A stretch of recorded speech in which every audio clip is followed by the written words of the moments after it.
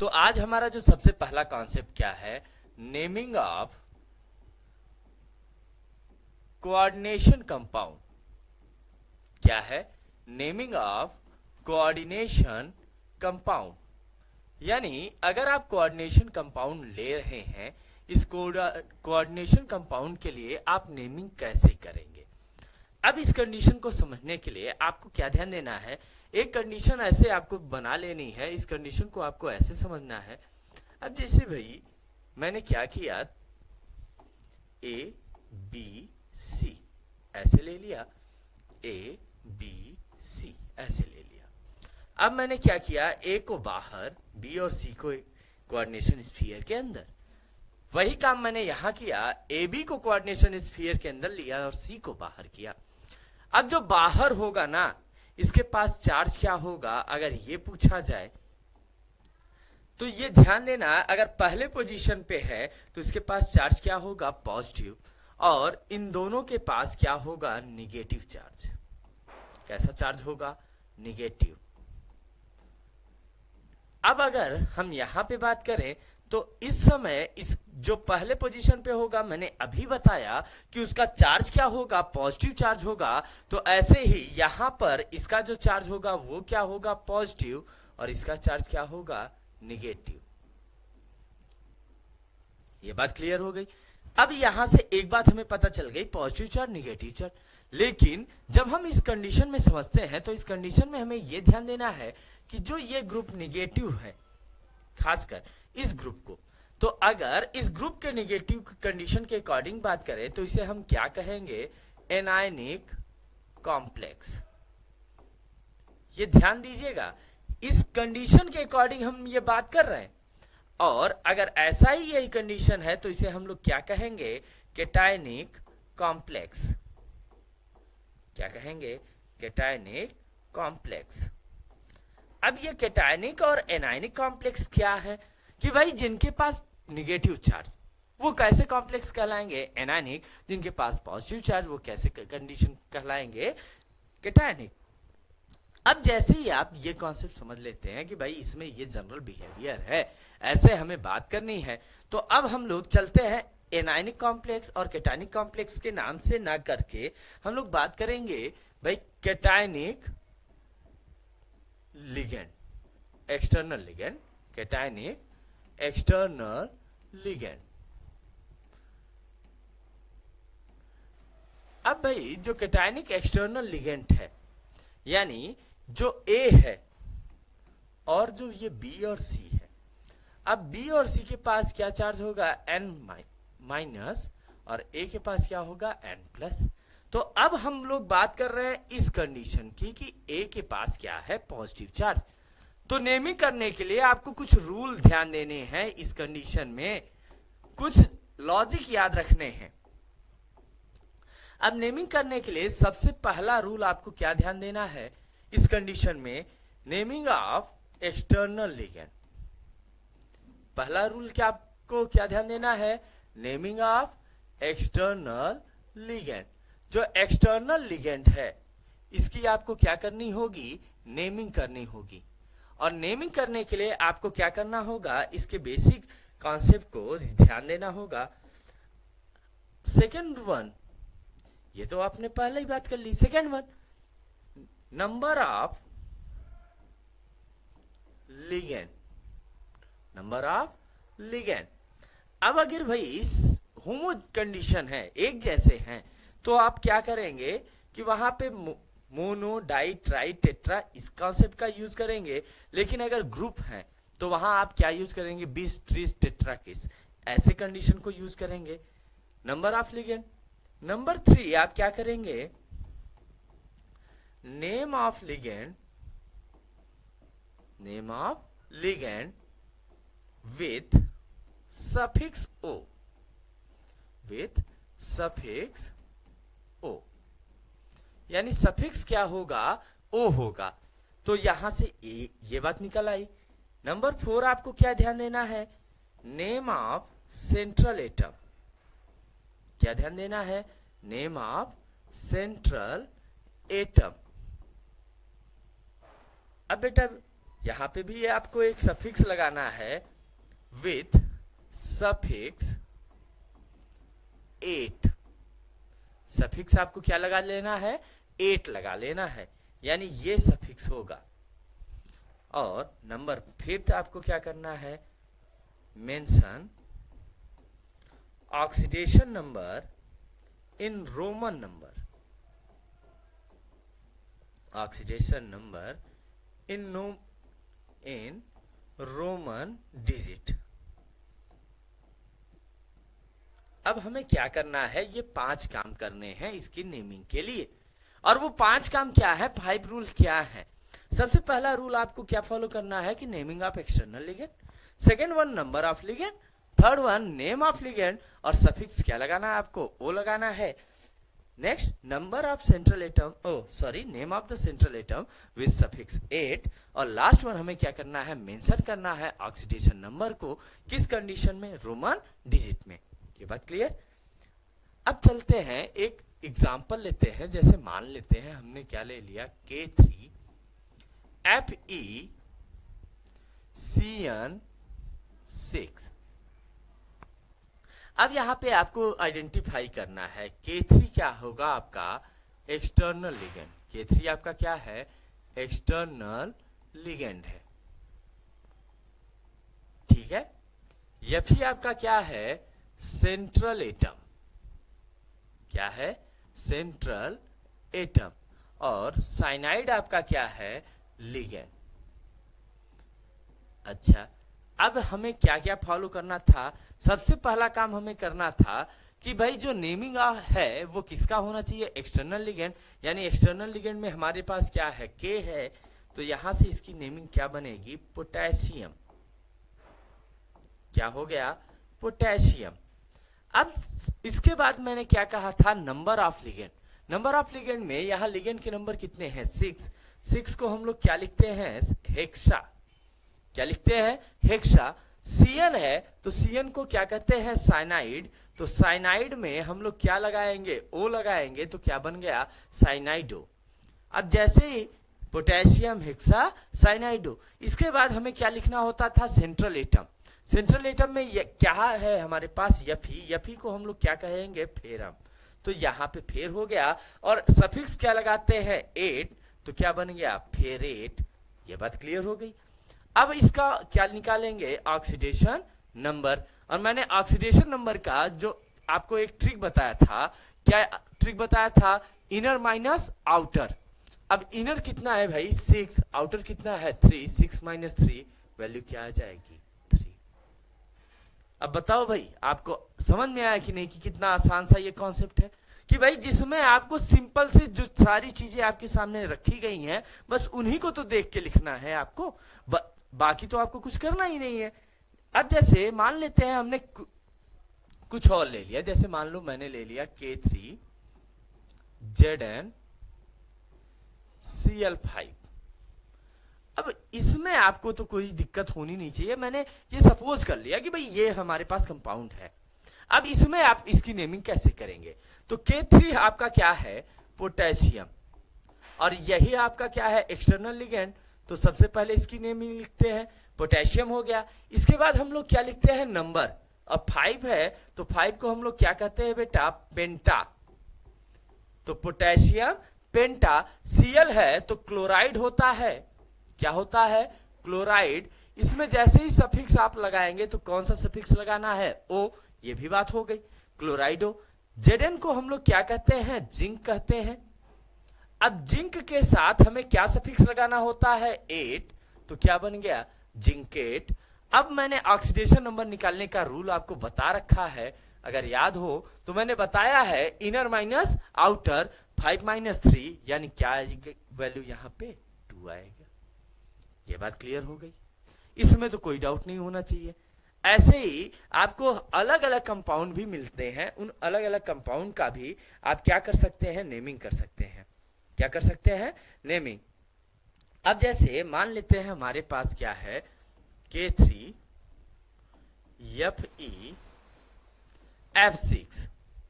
अब इसकी नेमिंग करना हो तो आप क्या करोगे, यहां से K3 पहले है, आप क्या लिखेंगे, पोटेशियम। इसके बाद आपको क्या लिखना होता है, नंबर। नंबर क्या है, 6। 6 है तो क्या, हेक्सा। एफ है तो फ्लोरीन। फ्लोरीन को आप क्या कहते हैं, फ्लोराइडो। इसके बाद क्या है, फेर। फेर में क्या लगाएंगे, 8, तो क्या बन गया, फेरेट। और चार्ज क्या आएगा, इनर माइनस आउटर, 6 माइनस 3, यानी वैल्यू क्या आ जाएगी, 3 आ जाएगी। यानी आपको कोई भी नेमिंग करनी हो, कोई भी कंडीशन करना हो, बस आपको ये ध्यान देना है कि क्या कंडीशन होता है। ये बात क्लियर हो गई। अभी तक मैंने आपसे किसके बारे में बात कर लिया कि ऐसे कॉम्प्लेक्स जिसमें एक्सटर्नल लिगेंड क्या है, कैटायनिक नेचर में है। अब बात करते हैं कि ऐसे कॉम्प्लेक्सेस के बारे में बात करना है कि एक्सटर्नल लिगेंड किस नेचर में है। एक्सटर्नल लिगेंड इज एनायनिक, या लिगेंड एनायनिक, ऐसे आप समझिए।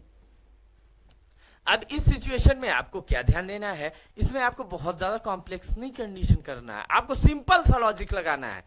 अगर ऐसी सिचुएशन हो तो जो फ्री मॉलिक्यूल होगा, क्या होगा, फ्री मॉलिक्यूल वो कॉम्प्लेक्स के बाहर होगा।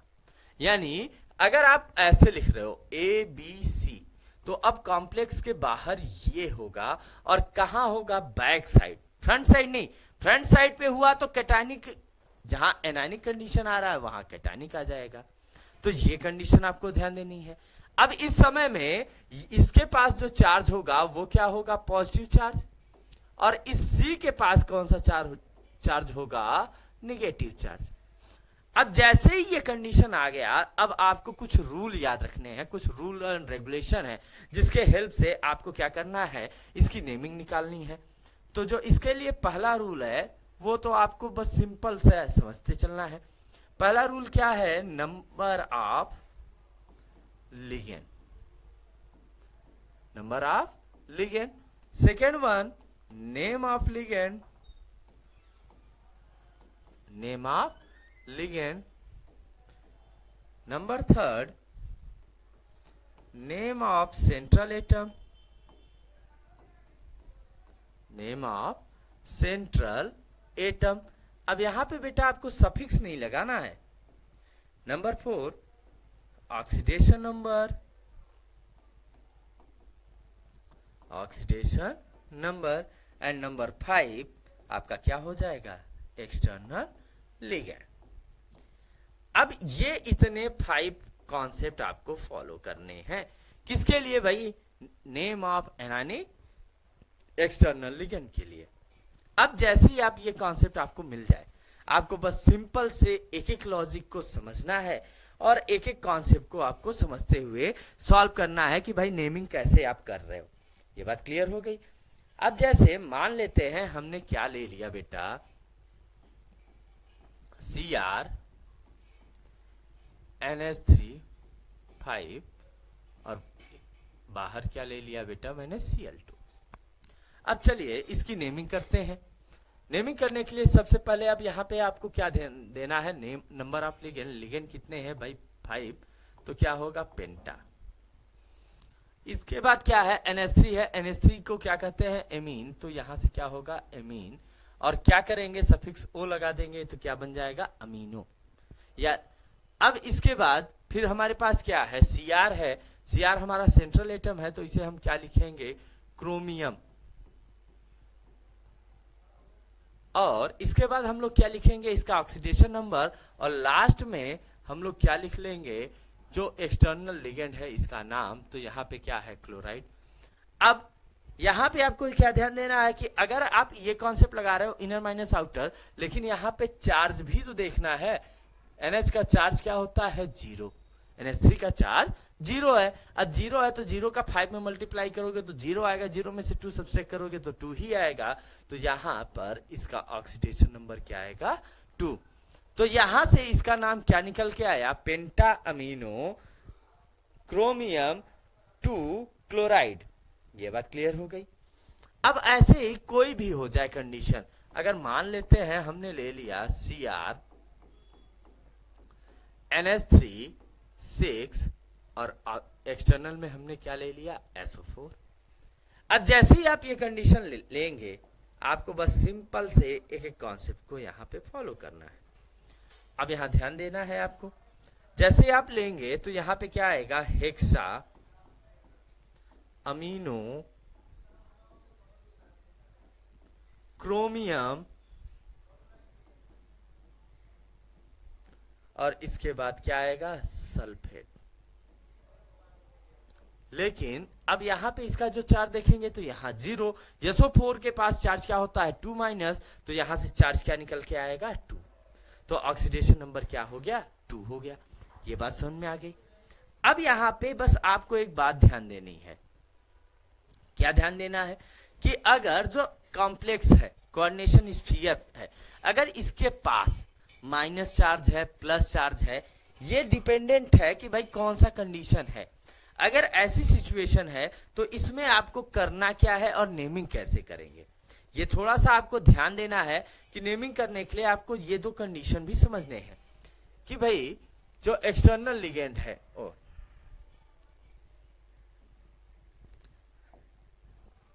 अब जैसे मान लेते हैं कोऑर्डिनेशन एंटिटी जो है बी और सी, इसके पास जो चार्ज है वो क्या है 2 माइनस, और बी और सी है और इसके पास चार्ज क्या है 2 प्लस। तो अब ये क्या करेगा, तो ध्यान दीजिएगा, अगर बी और सी के पास 2 माइनस चार्ज है तो ये जो पहला कंडीशन मैंने बताया, क्या बताया, एक्सटर्नल लिगेंड इज पॉजिटिव, इस कंडीशन को फॉलो करेगा। और ये किसे फॉलो करेगा, एक्सटर्नल लिगेंड इज नेगेटिव। यानी आपको यहां पे दो चीजें समझना है, एक ये समझना है कि अगर ऐसी सिचुएशन है तो क्या होगा और ऐसी सिचुएशन है तो क्या होगा। अब ऐसी सिचुएशन में आप नेमिंग कैसे करेंगे और नेमिंग होगा कैसे।